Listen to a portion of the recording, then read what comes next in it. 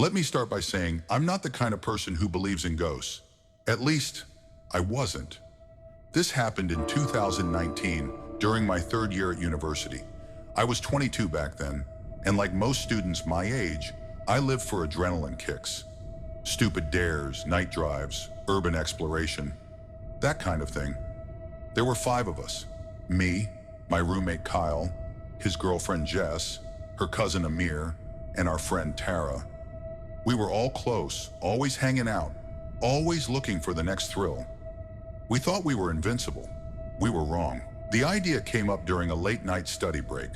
Kyle had just stumbled on an old Reddit thread talking about Ridgeway Asylum, an abandoned psychiatric hospital about 30 minutes outside town.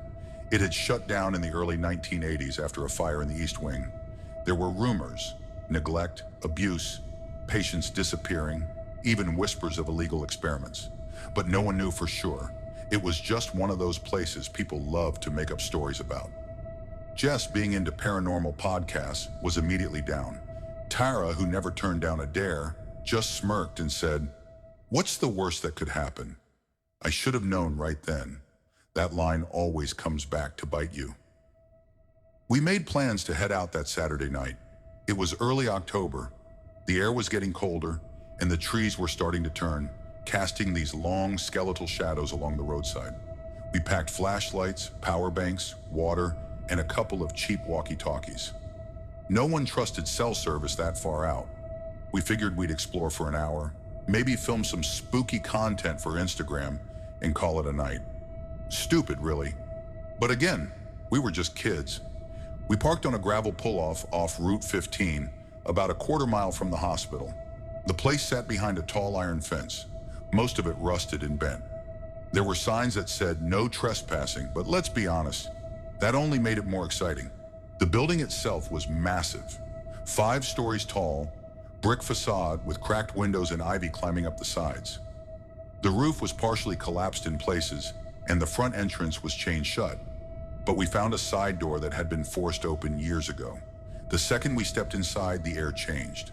It was cold, unnaturally cold, the kind of chill that sinks into your skin.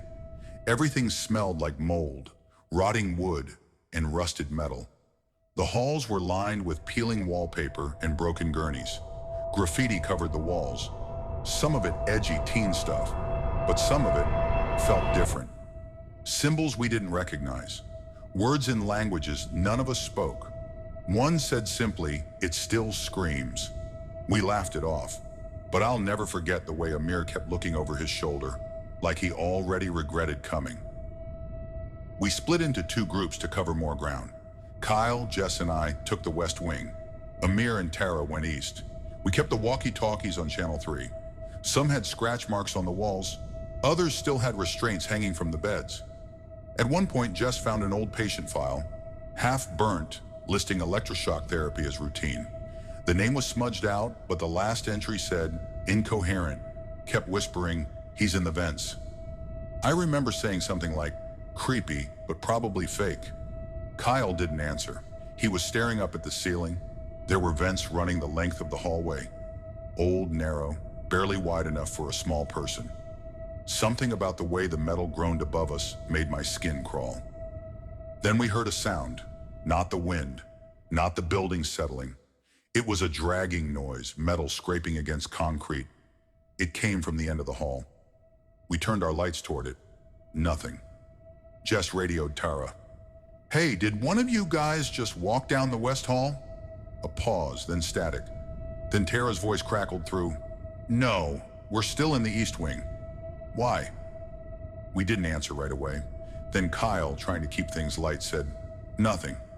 Thought we saw something, but I noticed he gripped his flashlight a little tighter after that. We met back up in the main lobby after about 30 minutes. Tara looked pale. She said they'd found what looked like a padded cell, but the walls had been torn apart, like someone had clawed through the insulation. They also heard a whispering sound, but couldn't figure out where it was coming from. We decided to stick together from that point on. We went up to the second floor, probably the worst decision of the night. That level had the old surgical wing. You could tell because the doors had small glass windows and labels like Operating Room 2B or Sterilization. Inside one of them, there was still a table, rusted with thick leather straps on both sides, like someone had left in a hurry. Next to it was a cabinet filled with empty vials and needles.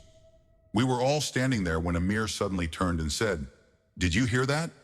We paused. Nothing, at first. Then, a knock. 3 sharp knocks, coming from inside the wall. Not the door, not outside. Inside the damn wall. Kyle went to check it out, but as soon as he touched the panel, it sounded like something scrambled away inside, fast like claws on metal. That's when we started hearing the vents again. Not groaning, movement. Like something was crawling up there. Amir lost it. "I'm not staying here," he said. "Something's wrong. I don't care if it's rats or ghosts. I'm done." We agreed to leave, but as we turned, every light flickered. Not ours, but the emergency exit signs. And then we heard it. A voice, low and raspy, from the vents. "Stay with me." We ran, full sprint down the stairs, not even checking to see if anyone was behind us. The air got thicker as we went down. The smell turned sour, like meat left out too long.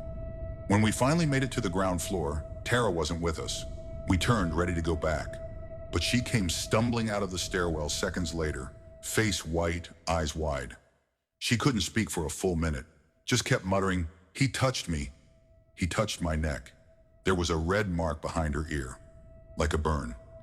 We didn't wait around after that. We got outside, jumped the fence, and didn't stop until we reached the car.